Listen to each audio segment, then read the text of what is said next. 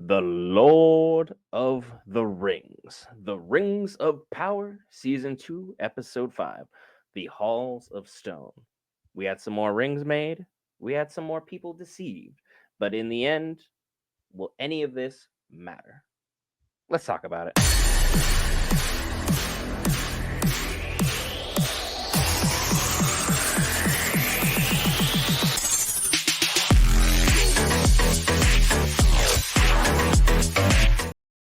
All right, guys. Brent here back with Geek Variants. Cover all things Marvel, DC, Lord of the Rings, anime, gaming, Star Wars, and more. This time, the Rings of Power. Will, as the new member to Middle Earth, how are you feeling about the Rings of Powers episode 5? I like this episode. Again, we got things moving. We got things getting positioned to make some big reveals. Some stuff that I don't know what's going on. I just know something's gonna pop out of the shadows and stuff. See what's going on. Plots and stuff are coming together. Characters who are being, you know, told in real time that hey, you are being deceived, and still not believing that they're being deceived is just quite hilarious to me. But it makes sense for how the story is going. So I'm very happy with this episode. I'm happy with how the story is playing out, and I can tell that they're building up to something big. They've been doing it all season. This season's been a lot better than the last season, and this season has me more invested. That freaking, I may actually go and watch the movies maybe sometime in the next 5 years. We'll see. Eventually, we'll get them there, folks. It's just one step at a time. And I got to say, season 2 has been, for me as well, far better than season 1 has. We're getting a lot more of an excellent look at Halbrand slash Anatar slash Sauron than, we've ever hoped to see. Anatar is not only the gift giver, but he is giving us fantastic things and talking points to discuss. He's showing the ability to manipulate in real time. He's showing the ability to deceive in real time. He's showing the ability to go above and beyond as the Lord of Deception only could. He's someone whose ability with magic and the power of being silver tongued as well to be able to go ahead and even with one of the greatest elven smiths who's ever lived, Celebrimbor, he's able to overall deceive, manipulate, and just basically while his way in there. He has been able to come in under the guise of friend and basically become the master of all the rings. He's already made the 7 rings for the Dwarf Lords, and he's putting his foot down in this episode to accelerate the process so he can get the 9 rings to men. He realizes quickly that the dwarves, while malleable to the abilities for greed, are not as corruptible as he initially thought so. And as far as the dwarves are concerned, their biggest problem is they're going to go even deeper into the mines for the riches. They're starting to impose taxes on their people so that they are the lords and the kings are even richer than they were beforehand, which is a problem in of itself. And Disa stumbled upon that beautiful cave outlet with that nice reverberating pool. And because she decided she wanted to get to sing to her stone so she could locate where it was, she accidentally woke up one of the most powerful and evil beings in all of Middle Earth, which, for those who are uninitiated, is a Balrog.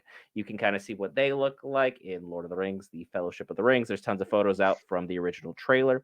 The Balrog, the Lord of Shadow, the Lord of Flame, and basically also known as the Spawn of Morgoth, which is, Sauron's initial master and the one who started the whole route of evil in Middle Earth. So a fire demon seems like not a good thing to kind of wake up. Let sleeping beasts lie.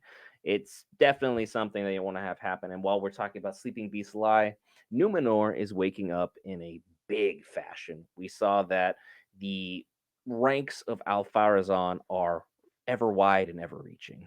As men are malleable, he's reaching for more and more power. He just became king, and he's already looking at the elves, be like, I don't like those guys. I don't like the way they look. I don't like the way they talk. He is basically being Kendrick right now to Drake on the other side, and he is just throwing all kinds of accusations at them, be like, they don't look upon me the right way. They're not acting as they should. I'm going to go ahead and try and seize this moment. And he sends his son, who Will is ever so fond of, to go handle business among the people and sow seeds of discontent amongst the people. How are you feeling about everything going on in Numenor? Yo, what's his name? Kimin or something like that. Kimin, like yo, he needs to die at some point. Like there's no reason why he should still be around.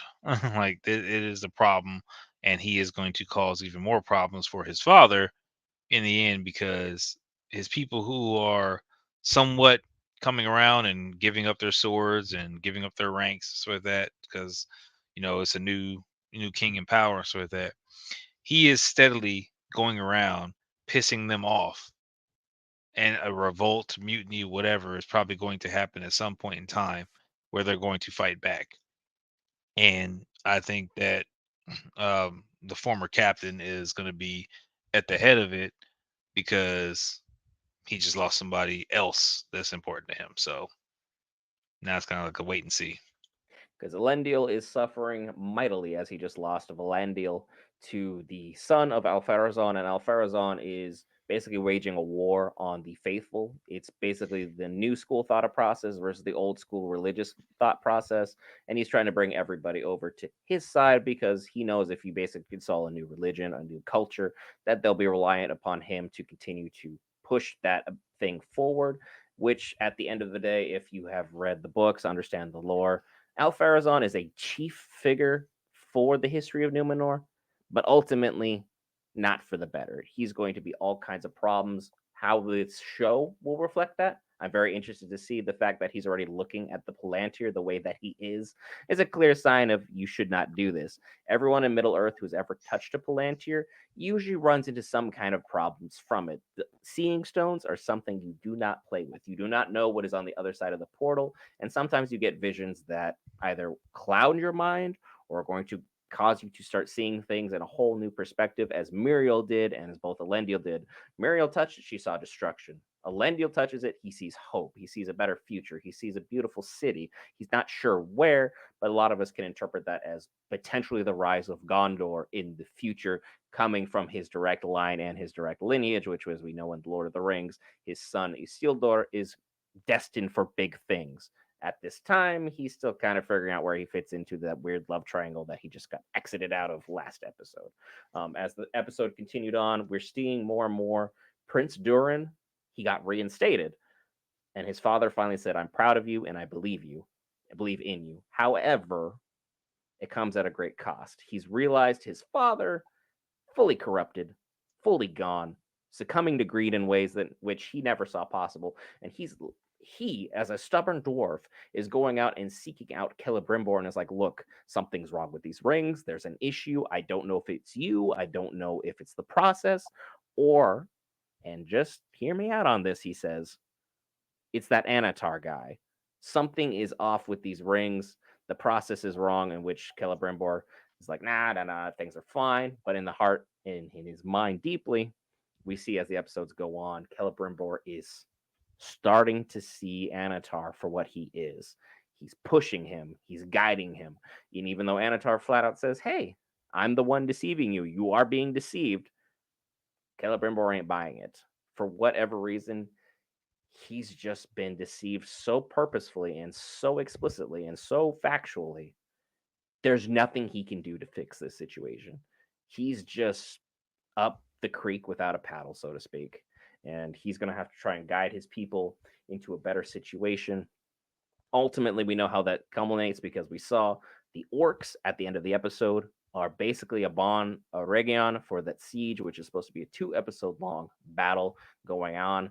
So I'm very interested to see how things play out. What did you make of Adar and Galadriel's interaction near the end of the episode, where she had him dead to rights with a hair pick? I think that it's not going to go anywhere. She's going to basically sit there and she's going to watch the destruction of the Forge town at some point because the orcs are moving in on it. I think she's still trying to figure out what to do and how to react. And this whole thing with Adar could probably get her closer to Sauron, who she is adamantly trying to find because of their forced, you know, uh, interaction with each other. Yeah, she's just gonna use whatever she can to push closer. Like I think this is what she wanted. She wanted to be on her own again, so she's kind of free to do what she wants because again, she's been impulsive and quick to action for everything that's been going on with her. So her not having a, commander, to tell the lieutenant what to do, she can now move of her own free will and proceed how she needs to accomplish whatever goal she's trying to accomplish. And the good benefit for her, she's less rash than she was in season one. Her character seems more fleshed out.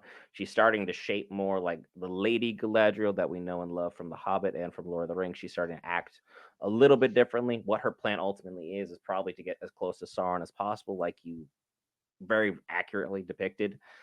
And ultimately, we still have to figure out how the Southlanders factor into this. And Elrond is he's keen on this. He's picked up all the pieces. He knows what's going on. He now needs to get the elves to get in motion, which if you've been a fan of Middle Earth for any period of time, you understand the elves going to action is usually not as quick as you want it to be. They are not quick on the draw, so to speak. It usually takes a bit of poking, prodding, nudging, and then overall just a shove off a ledge for them to really get involved. So hopefully we see them get involved in a big way here shortly. Elrond's able to rally some troops and at least make a Region last longer than we initially anticipate, as we are hoping to see Celebrimbor pull on out of this. That being said, I don't have much else as far as the episode breakdown is concerned. Anything else that you're looking forward to in the next episode? Give me the Balrog. I want The to see Bal- it. the Balrog and all of his flame, wings, and glory and shadow. I'm looking forward to that as well. I'm interested to see where they place the battle in. If you watch our live stream, we'll speculate it could be next episode. It'll be very interesting for them to place it that way. We only have 3 episodes left on this season. So be sure to hit that lovely red subscribe button. Stay tuned for all the content we have coming for you, because this is going to be a huge upcoming week, not only for us, but for geeks in general. We have Rings of Power going on, My Hero Academia on Saturdays, and then starting next week, Agatha All Along, Rings of Power, and The Penguin back to back to back. 3 live streams, 2 days. We'll be busy, but we'll be here for you, the viewer. I've been Brent with the man, the myth, the marvel. We'll see you in the next one.